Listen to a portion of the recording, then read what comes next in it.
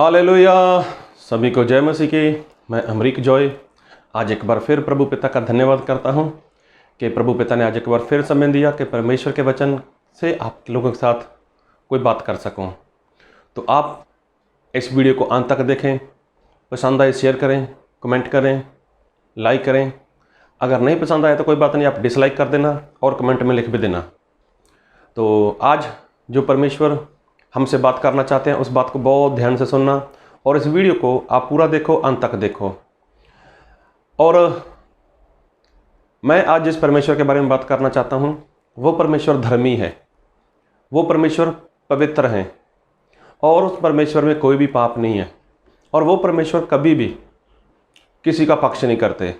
जी हाँ, ये सारी बातें बाइबल में लिखी हुई हैं, आप लोगों ने पढ़ा भी है, सुना भी है। तो बाइबल में ऐसा लिखा है कि परमेश्वर पवित्र है और बाइबल में लिखा है कि परमेश्वर कभी भी किसी का पक्ष नहीं करते।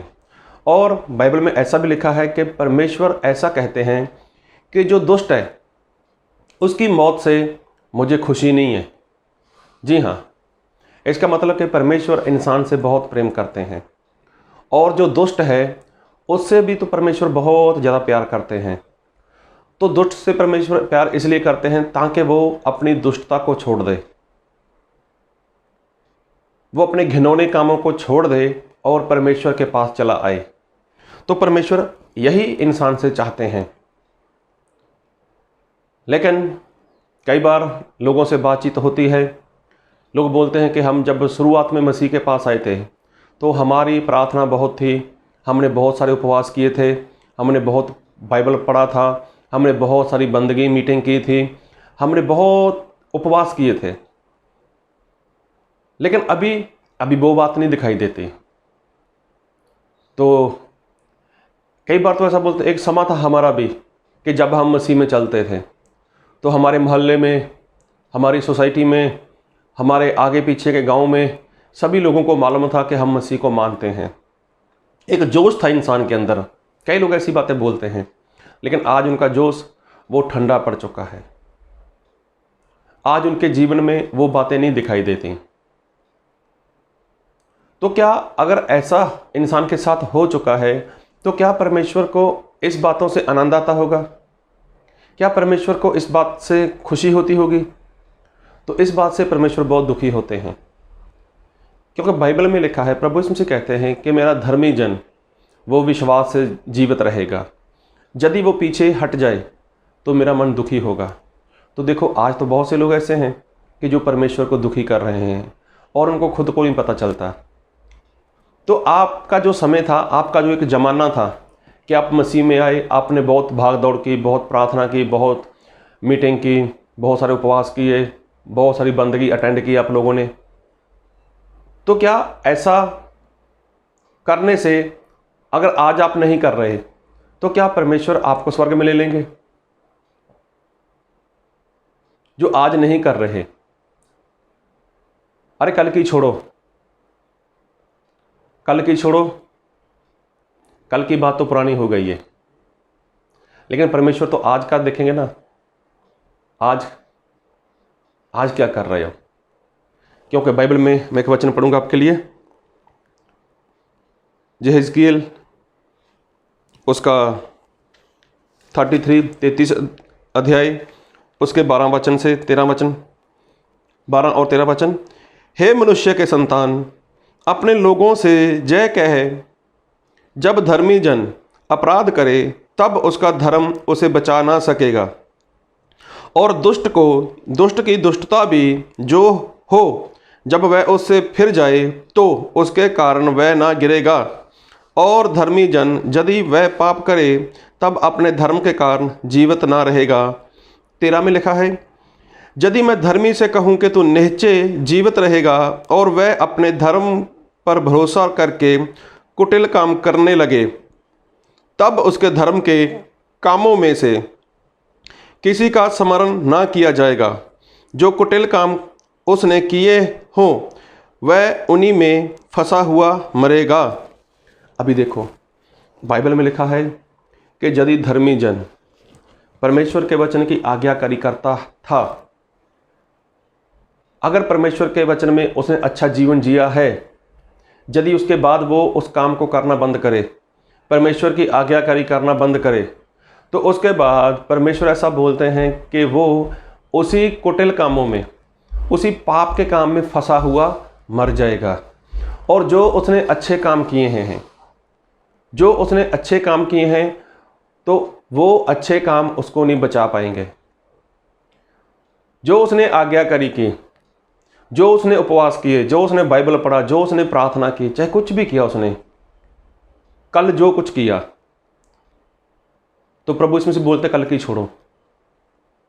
लेकिन आज क्या है? तो प्रभु यीशु मसीह किसी का भी कल के हिसाब से काम नहीं करेंगे। प्रभु यीशु मसीह आज के हिसाब से काम करेंगे। आज आप कैसे हो? तो एक बार सदोम और अमोरा में जब परमेश्वर का क्रोध भड़का हुआ था लोगों के ऊपर, तब वहाँ पर अब्राहम का भतीजा था लूत और उसका परिवार। तो जब परमेश्वर वहाँ पर पहुँचे और लूत उनको अपने घर पर लेकर गया और पूरी रात वहाँ पर थे परमेश्वर, और लूत को परमेश्वर ने सारी बात बताई। और लूत अकेला नहीं था, उसकी पत्नी भी थी, उसकी बेटियां भी थीं। लूत को परमेश्वर ने बताया कि देखो, मैं सदोम और अमोरा के ऊपर आग और गंधक गिराने वाला हूँ, आप लोग यहाँ से भाग जाओ।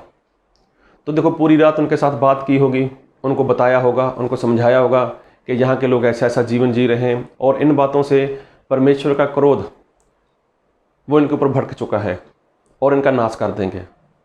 लेकिन उसके पहले जब वो मेहमान के तौर पर लूत के घर पर आए थे, तो क्या उनको खाना नहीं खिलाया होगा? क्या उनको पानी नहीं पिलाया होगा? उनको खाना भी खिलाया, उनको पानी भी पिलाया, सब कुछ उनके लिए किया गया। तो जब ये एक रात की बात थी, एक रात में सब कुछ हुआ होगा, वहाँ पर खिलाया होगा सब कुछ। लेकिन अगले दिन जब परमेश्वर ने बुलाया, लूत अपने परिवार को लेकर यहाँ से भाग जा और पीछे मुड़कर मत देखना, तो देखो, लूत ने इस बात को पकड़ा और वो भागना शुरू कर दिया। उसने, उसकी पत्नी भी, उसकी बेटियां भी, वो वहाँ से निकले। अभी देखो क्या बोला था कि पीछे मुड़कर मत देखना। अभी भागे तो थे, थोड़ा चले भी होंगे, भागे भी होंगे, लेकिन चलते चलते क्या हुआ, लूत की पत्नी ने पीछे मुड़कर देख लिया। तो लूत की पत्नी ने क्या उनको खाना नहीं खिलाया था? क्या उनको पानी नहीं पिलाया था? क्या उनकी बातों को नहीं सुना था? तो उन्होंने, लूत की पत्नी ने जो उनकी खातिरदारी की, जो उनकी सेवा की, क्या परमेश्वर ने उनकी सेवा को याद रखा? जो उन्होंने खाना खिलाया था, लूत की पत्नी ने खाना बनाया होगा अपने हाथों के साथ, अच्छा बनाया होगा, स्वादिष्ट बनाया होगा, तो क्या परमेश्वर ने उस खाने को याद रखा? वो तो कल की बात थी। लेकिन आज के लिए परमेश्वर ने क्या बोला था? आज पीछे मुड़ के मत देखना। तो जब लूत की पत्नी ने पीछे मुड़कर देखा, तो वो नमक का खंभा बन गई। तो परमेश्वर में किया गया काम आपने कितना भी अच्छा किया है, कितना भी अच्छा किया है, लेकिन वो कल की बात थी। बात आज की है कि आज क्या है। बाइबल में लिखा है 10 कुंवारियों के बारे में। अरे 10 कुंवारियां तो हर रोज अपने दूल्हे को मिलने के लिए, उसका इंतजार करने के लिए वो चली जाती थी। 1 दिन, 2 दिन, 10 दिन, 20 दिन, ऐसा होता उनके साथ, लगातार जाते रहे। लेकिन 10 की 10 उनके पास मिसाल थी, उनके पास तेल था। तो एक दिन क्या हुआ, 5 ने ऐसा सोचा होगा कि दूल्हा कौन सा आता है हमारे पास, अभी हम तेल लेकर जाएंगे तो उसका फ़ायदा क्या है, इतना बोझ उठाएंगे तो आज नहीं लेके जाते, आज नहीं लेके जाते, वो कौन सा आ जाने वाला है। तो उन्होंने ऐसा कुछ किया होगा।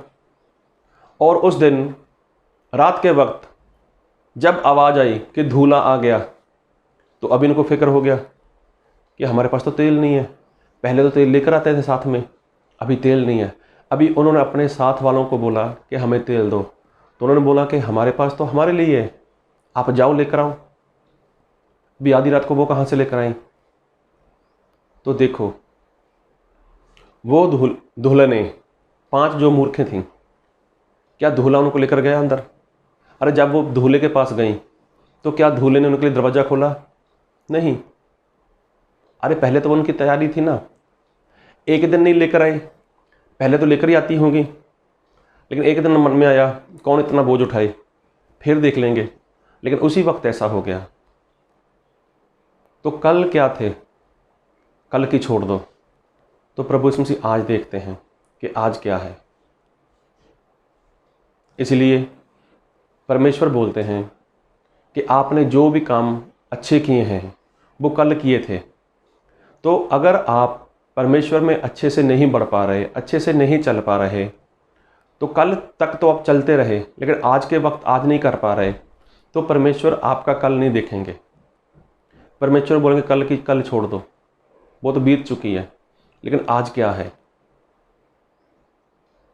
अगर आज ऐसा हो जाए तो क्या होगा?